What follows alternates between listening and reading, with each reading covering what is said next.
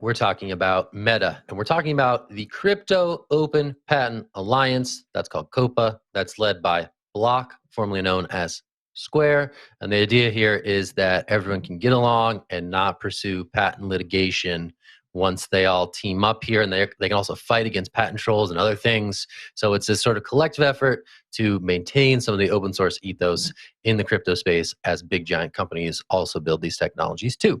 So Meta joined this thing. Meta also reportedly is spinning out its assets related to the Diem stablecoin project, which has just had a really rough go of it. And they're reportedly selling up to 200 million assets to Silvergate Bank. So interesting that this is maybe a piece of that puzzle. And speaking of pieces of the puzzle, here's Jen Sanasi to take it away. The final piece of the puzzle is back. Well done. Here we go. Jen, thank you for Jen, that. what do you think about this? What does this mean? What does this mean? Zach. Why do we care about Meta joining this thing called COPA? What's the tea leaves? What do you got?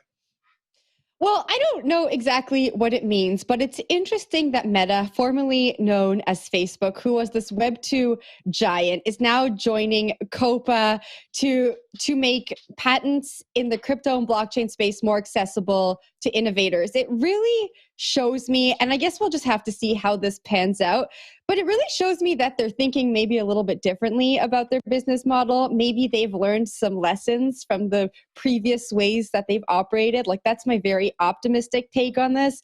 And I think it's awesome that they're joining this. Maybe they're just trying to change the narrative. I mean, this could also be a marketing strategy for them to really change the narrative about how they're going to operate in Web3. There have been a lot of questions about how this Web2 giant can operate in the future that we're heading to. So I'll wait and see, but I mean, I think it's awesome. I think patents, it will be interesting to see how patents evolve as we evolve. You know, patents have really been a restraint on innovation. I see the use for patents maybe in the pharmaceutical industry, but I don't really see the use in any other industry. So it will be really interesting to see how this consortium evolves and how we look at patents in the future.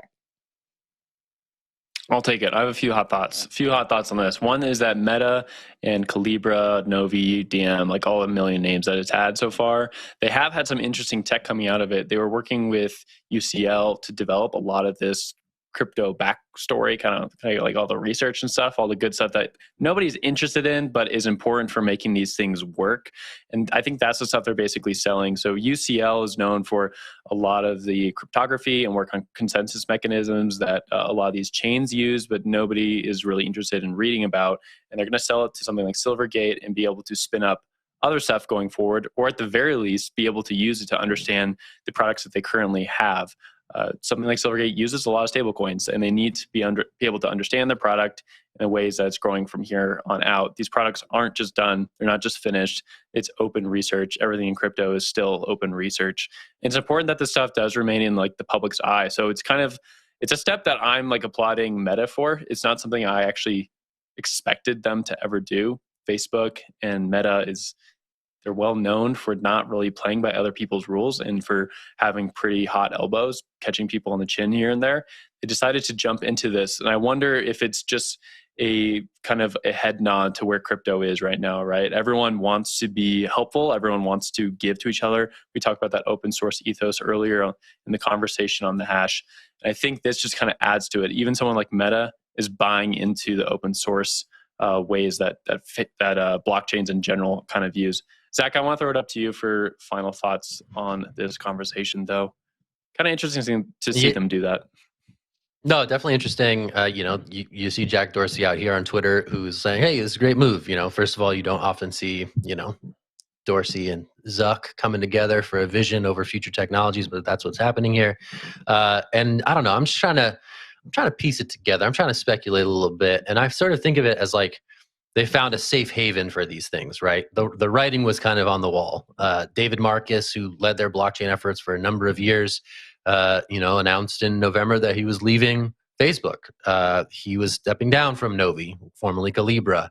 And, it's included in this article that, they decided in November of 2021 to sort of entrust some of these intellectual property resources to this group and potentially safekeep them going forward. So I don't know. It feels like it feels like a interesting incremental step toward potentially the demise of what had been a big push at this company for a couple of years.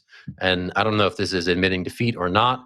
I don't know what we're going to hear from Facebook, now Meta earnings later this week, but it's going to be interesting to see what their updates are on Novi, which is still their wholly owned like crypto wallet subsidiary, and also what they can say on Diem after that. So I don't know. We'll see. Interesting move for sure. But we'll leave it there.